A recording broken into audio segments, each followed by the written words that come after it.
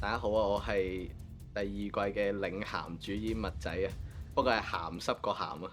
上一集好多感情戲，但今集好似我會阿軒係好似為自己事業奮鬥咁樣咯。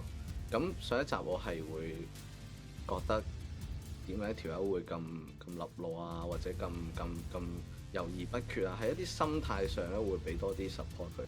今季會多咗佢好多嘅自己嘅睇法同埋佢自己嘅一啲目標，佢想 set 出嚟。之前係佢好需要人 support 嘅，但係而家嘅呢一季嘅佢呢，或者喺我自己嘅角度睇，佢係需要去自己去 overcome 呢啲困難。我今季需要去拿捏同埋去有少少唔同嘅分別咯。因為上一季係溝女啫嘛，咁你溝女呢啲得唔得㗎？但今季個壓力會大好多，喺套戲角色上邊嘅壓力係大好多。我真人唔係真係咁鹹濕嘅，不過係好笑啲啫。